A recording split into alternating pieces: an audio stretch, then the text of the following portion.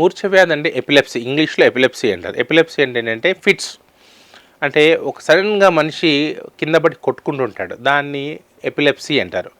మామూలుగా ఇది ఎందుకు వస్తుంది అంటే మెదడులో ఏదైనా ఒక భాగము పాడైపోయి ఆ యొక్క పాడైపోయిన భాగం నుంచి ఆ ఎలక్ట్రికల్ కరెంట్స్ అన్నీ, అంటే మామూలుగా ఏంటంటే లయబద్ధంగా రావాల్సిన మన ఎలక్ట్రిక్ కరెంట్స్ ఆ లయం తప్పి మెదడుని మొత్తం ఇరిటేట్ చేయడం ద్వారా వచ్చే లక్షణం ఫిట్స్ అంటారు. మామూలుగా ఏంటంటే ఫిట్స్ వచ్చిన మనిషి ఏం చేస్తాడు, ఒక కెవ్వున కేకేసి కింద పడి కొట్టుకొని నోట్లో నురగ వస్తుంది, మూత్రం పడిపోతుంది అనమాట. ఈ యొక్క లక్షణాలు ఉంటే దాన్ని ఫిట్స్ అంటారు. ఒక మనిషికి ఫిట్స్ ఉంది అంటే ఆయన యొక్క మెదడులో ఏదో ఒక భాగం నుంచి, పాడైపోయిన భాగం నుంచి ఈ యొక్క లక్షణాలు వస్తున్నాయని లెక్క 100%.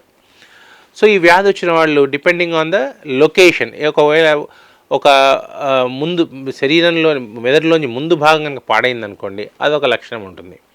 వెనకాల వైపు భాగం పాడైందనుకోండి ఆ యొక్క లక్షణాలు వేరే ఉంటాయి. ఎడమ వైపు భాగం పాడైపోతే ఆ లక్షణాలు వేరు, కుడివైపు మెదడు పాడైపోయేదే వచ్చే మూర్ఛ లక్షణాలు అవి వేరుగా ఉంటాయి. సో ఇవన్నీ ఏంటంటే ఆ యొక్క లక్షణాలని మనం డాక్టర్ గారు విశదీకరిస్తే కనుక ఆయన ఆ యొక్క లక్షణాలని బట్టి ఎక్కడి నుంచి వస్తుంది అని నిర్ధారణకు వస్తాడు. ఒకసారి ఆ యొక్క మూర్ఛ వ్యాధి అని ఎట్లా నిర్ధారణ చేసుకుంటాడు, ఎలక్ట్రోఎన్కెఫలోగ్రామ్ అంటారు అన్నమాట, ఈఈజీ అంటారు. మనం హార్ట్లో మనకు ఎలా హృదయ స్పందన మనం ఈసీజీ ద్వారా తీసుకుంటామో ఈజీ అలానే ఏం చేస్తుందంటే మెదడులో ఉన్న ఒక ఎలక్ట్రికల్ యాక్టివిటీని రికార్డ్ చేస్తుంది. మామూలుగా మన ఎలక్ట్రిక్ యాక్టివిటీ కనుక లయబద్ధంగా లేకపోతే దాన్ని ఎపిలెప్సీగా నిర్ధారిస్తారు. ఒక్కసారి ఈజీ కనుక అబ్నార్మల్గా ఉంది అంటే మెదడులో ఏదో ఒక భాగంలో తప్పు ఉన్నట్టే లెక్క. సో ఏ భాగం తప్పుగా ఉంది అని చూడడానికి మళ్ళీ ఎంఆర్ఐ చేస్తారు. సో ఎంఆర్ఐ చేయడం ద్వారా మనకు లోపల ట్యూమర్ ఉందా, ఒక మచ్చ ఉందా, లేకపోతే మన వేరే రకమైన ఇన్సల్ట్స్ ఏమైనా ఉన్నాయా, హైపాక్సిక్ ఇంజురీ ఏమైనా ఉందా అని తెలుస్తుంది.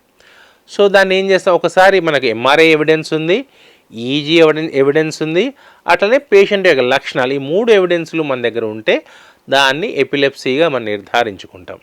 సో ఎపిలెప్సీ 2 రకాల ఎపిలెప్సీ. ఒకటేమో ఫోకల్ ఎపిలెప్సీ, అంటే ఒకవైపు చెయ్యి మాత్రం కొట్టుకుంటుంది, రైట్ హ్యాండ్ బాగా కొట్టుకుంటుంది అనుకోండి, ఆ యొక్క చెడిపోయిన భాగం లెఫ్ట్ సైడ్ ఉన్నట్టు లెక్క.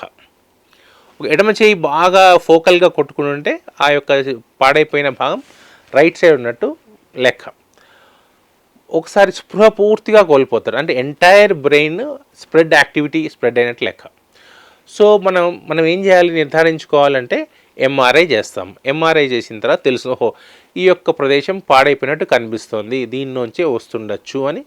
ఇంకోటి ఏం చేస్తాం, పెట్ స్కానింగ్ చేస్తాం. సో ఆ స్కానింగ్ చేస్తే ఏంటంటే ఆ యొక్క భాగం కనుక నిజంగా కనుక ఒక ఎపిలెప్సీ కనుక ప్రొడ్యూస్ చేస్తూ ఉంటే అదొక తెల్లగా కనిపిస్తుంది అనమాట. సో ఎంఆర్ఐ, ఈజీ, పెట్, ఈ 3 కనుక ఒక భాగాన్ని కనుక మనకు సూచిస్తే అది దాన్ని ఎపిలెప్టోజెనిక్ ఫోకస్ అంటారు. అంటే ఎపిలెప్సీ కలగజేసే ఒక ప్రదేశము మెదడులో.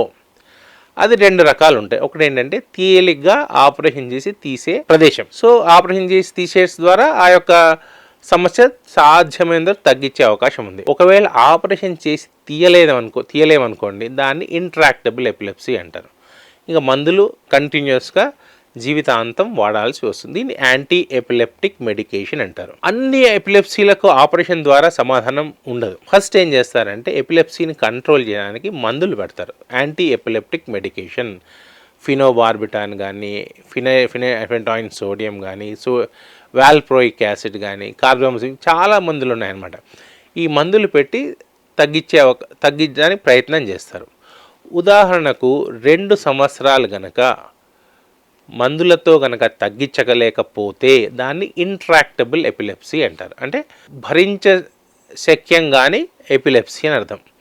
వాళ్ళు they are the surgical candidates. Then operative workup start అవుతుందన్నమాట.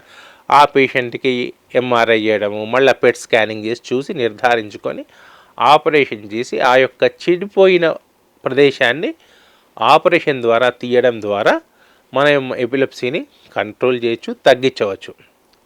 ఇది ఇన్ నట్షెల్ ఎపిలెప్సీ గురించిన కథ. ఒకవేళ గనక మనం ఈ యొక్క చెప్పాను కదండి, epilepsy easy, MRI, PET scan, ఈ 3 గనక ఒకే ఒక్క ప్రదేశాన్ని 100 సూచిస్తుంటే 100% మళ్ళీ ఫిట్స్ వచ్చే అవకాశం తక్కువ. ఒకవేళ మళ్ళీ ఫిట్స్ వచ్చాయి అనుకోండి, మన డయాగ్నోసిస్ తప్పనట్టే లెక్క.